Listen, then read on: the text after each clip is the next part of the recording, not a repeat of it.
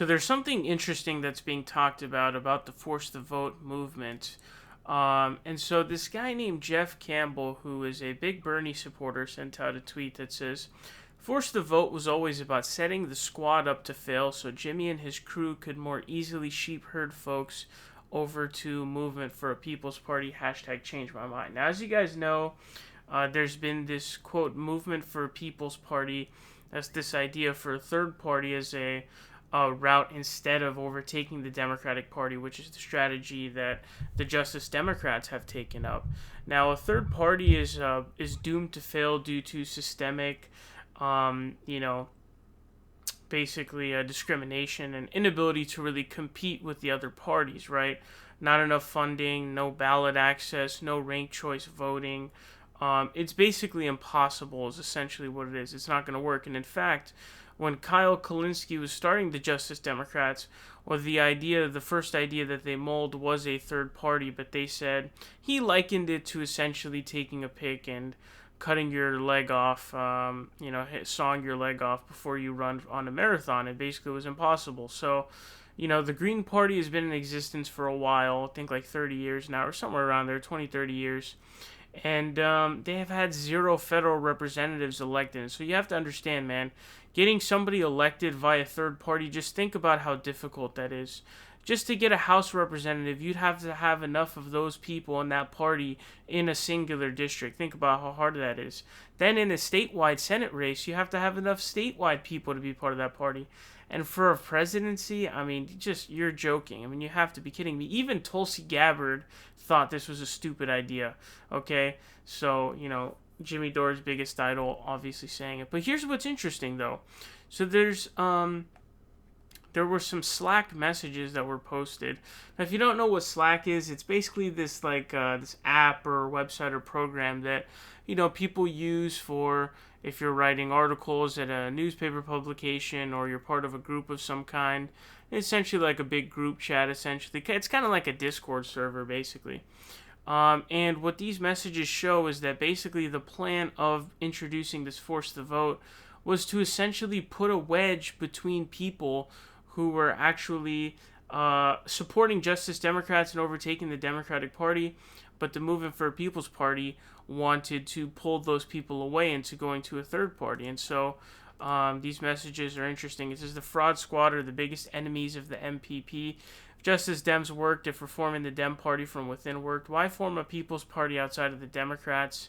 MPP has to focus first on the progressive Dems in Congress. So this is really true, and this is what you see. This is the kind of thought that you see with these people, and they're right, actually. If you're thinking about it from their perspective, the squad, they're not actually the fraud squad, but yes, the squad is the biggest threat to the Movement for a People's Party, because if it is true that the Democratic Party can indeed be overtaken, well, it completely, entirely dismantles, debunks, and destroys any need for a third party.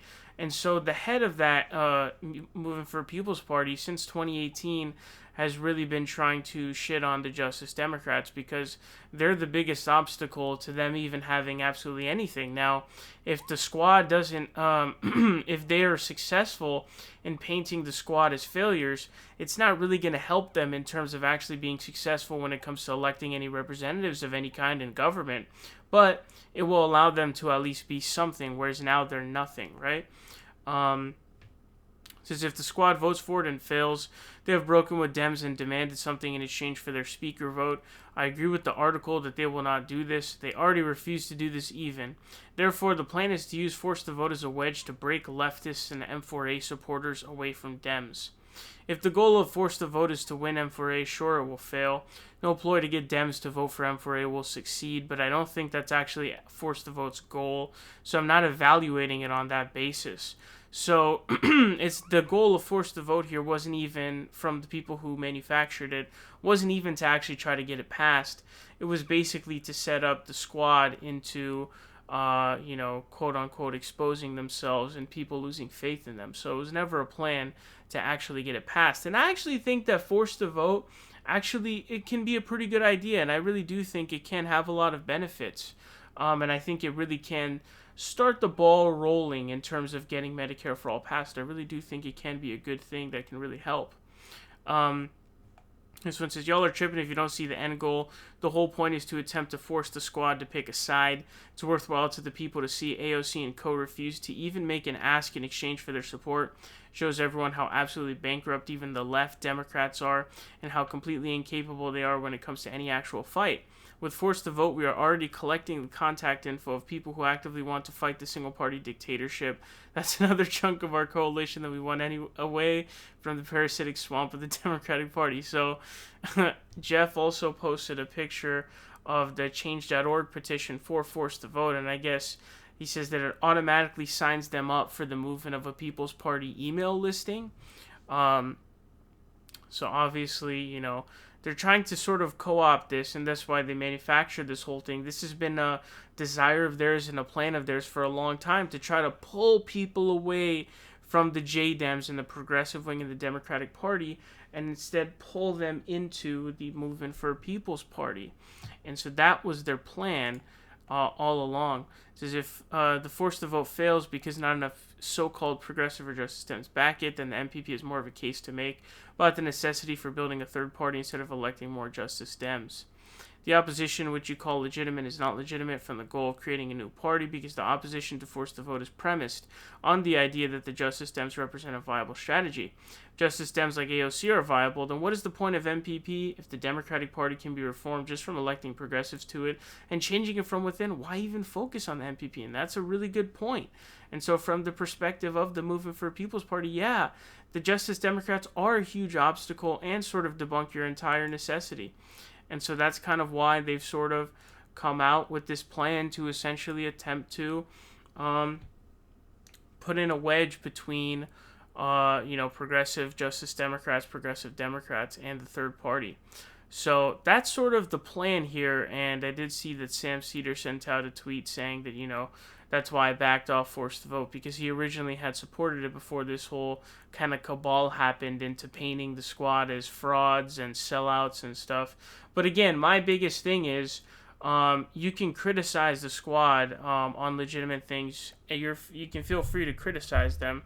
Really, the part where I draw the line, and anybody should draw the line, is where you call them sellouts or frauds, or that they're the next Nancy Pelosi or whatever. And the biggest reason, honestly, for a lot of that, and I've seen a lot of people's conclusions being, we need to primary the Justice Democrats.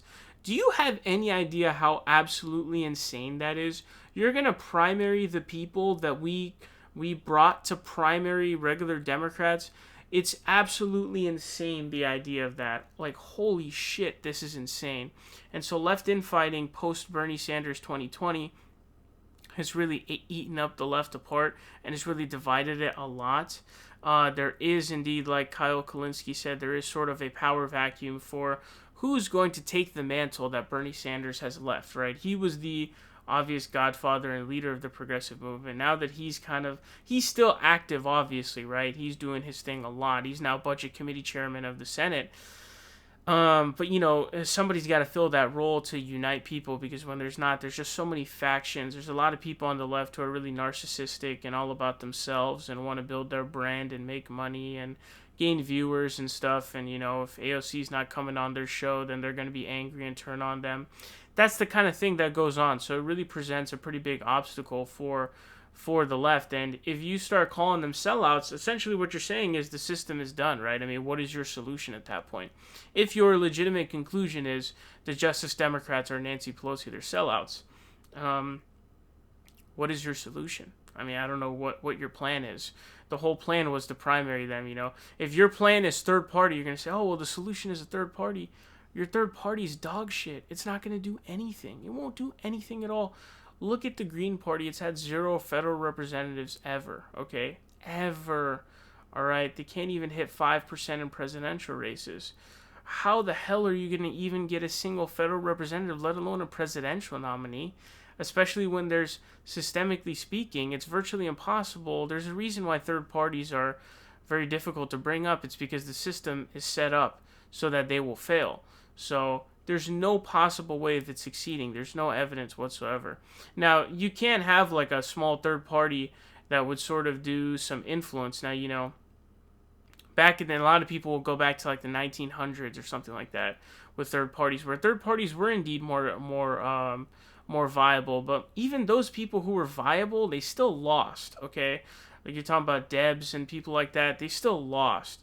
Even somebody like Teddy Roosevelt, he lost, and he had like a really viable third party. He still lost. Think about what that means. Just getting to that viability still means you're losing. It's just a total failure. And while forced to vote is definitely a good idea, I think it's important to point out the sort of what the motivations and the motives and the interests are here of the people who actually originally constructed forced to vote in the plan. But this is definitely, it's worrisome, I would say.